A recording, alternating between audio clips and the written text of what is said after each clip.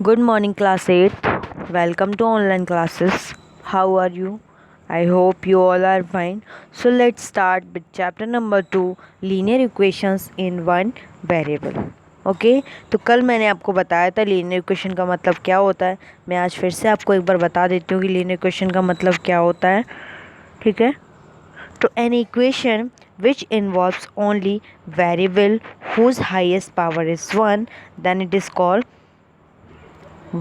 Linear equation. Okay, ये आपकी linear equation की डेफिनेशन है। इसमें क्या है आपका, देखिए इसको रीड करेंगे, इसको इसमें रीड करने के लिए क्या है, an equation which involves only one variable whose highest power is 1 is known as a linear equation in that variable example. तो देखिए आपका यहाँ पर क्या है, जैसे आपके एग्जाम्पल्स लिखे हैं सब में क्या होता है, ओनली वन वेरिएबल है। क्या है? Only one variable. मतलब ये क्वेश्चन आप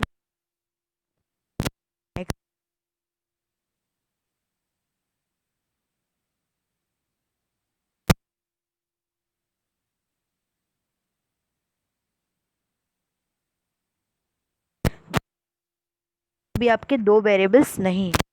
फिर मैंने आपको कल बताया था क्या होता है, variables are English alphabets. Okay, आपके कोई भी इंग्लिश अल्फ़ाबेट्स लिखे होंगे उसको आप वेरिएबल बोलते हैं। ओके, तो आपको वेरिएबल्स को इंग्लिश अल्फ़ाबेट से डिनोट किया जाता है।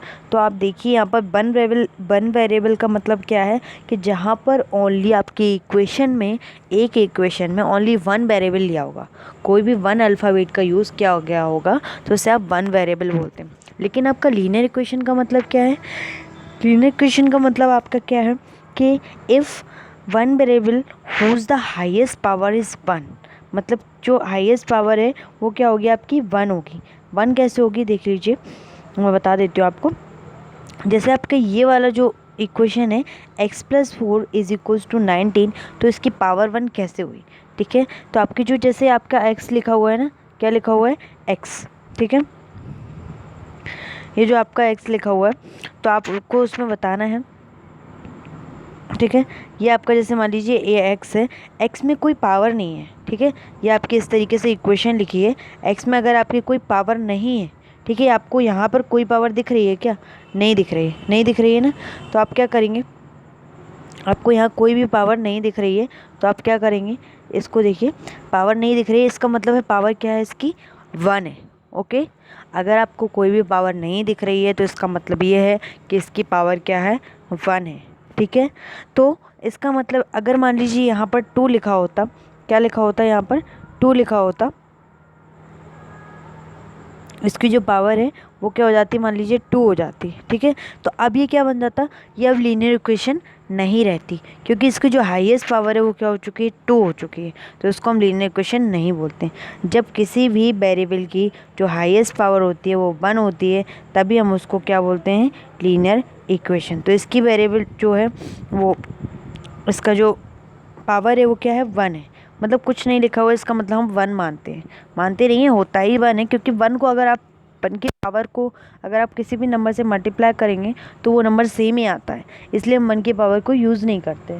कर भी सकते हैं, ठीक है, लेकिन यूजुअली नहीं लिखा जाता है। तो आप इसमें समझ लेंगे कि ये कौन सी इक्वेशन है, लीनियर इक्वेशन है। ओके, तो देखिए आप, लीनियर इक्वेशन आपका हो चुका है। अब हम देखेंगे कि रूट्स क्या होता है, roots of linear equation. Roots का मतलब यहाँ पर क्या है। ओके, तो देखिए आपका रूट्स का मतलब क्या है, यहाँ पर ये आपका रूट्स वाला पार्ट है। रूट्स का मतलब क्या है, the value of the variable, the value of the variable, the value of the variable which makes left hand side equal to right hand side.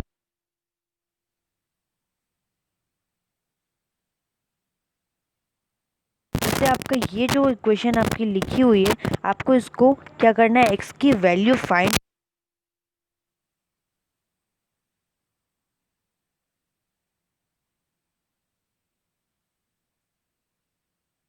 Value आएगी एक्स का जो सोल्यूशन।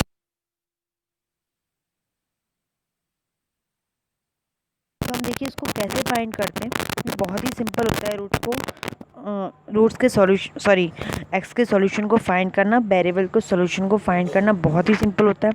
तो देखिए आप इसको कैसे करते हैं, जैसे मान लीजिए आपकी इक्वेशन लिखी है x+1, ये मैंने यहाँ पर लिख दी x+1 is equals to 4। Okay, तो आपको करना क्या होता है कि जो भी आपको नंबर फाइंड करना है, मीन्स वेरिएबल फाइंड करना है ना आपको, तो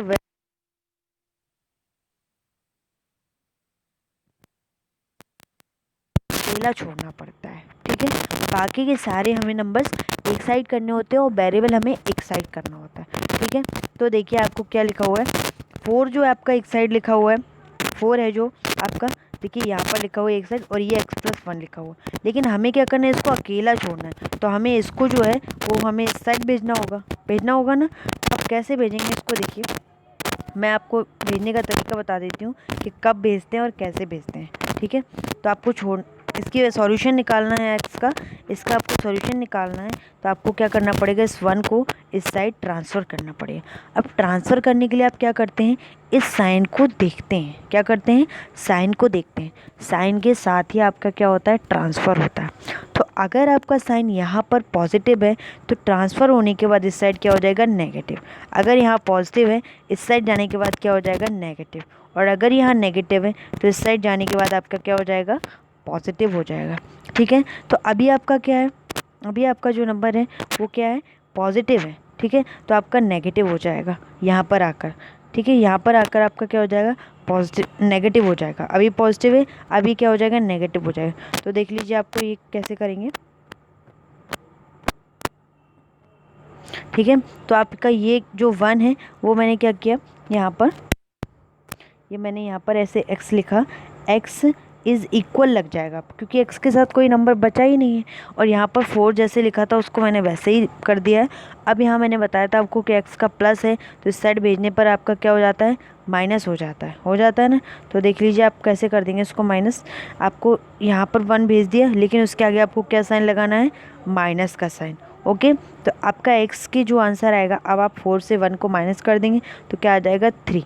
ठीक है, क्या आ जाए आपका, 3 आ जाएगा। तो आपका ये क्या हो गया है, सॉल्यूशन। क्या हो गया ये आपका, x इज इक्वल्स टू 3 आपका क्या हो गया है, सॉल्यूशन हो गया है। और इसी को आप बोलते हैं root of linear equation. Okay, तो आप ऐसे ही फाइंड करेंगे, अदर इक्वेशंस को भी आप ऐसे ही सॉल्व करेंगे। ठीक है, तो देखिए अभी आपका ये क्वेश्चन नंबर मैंने एग्जाम्पल नंबर 1 कराया है। अभी जो एग्जाम्पल नंबर 2 है वो आप अपने मन से करके लाएंगे। आप इससे देख के नहीं करेंगे, आप अपने मन से करेंगे। ठीक है, तो देखिए इसको कैसे करते हैं। ये आपका होमवर्क है। ठीक है, ये आपका क्वेश्चन नंबर 2 होमवर्क है।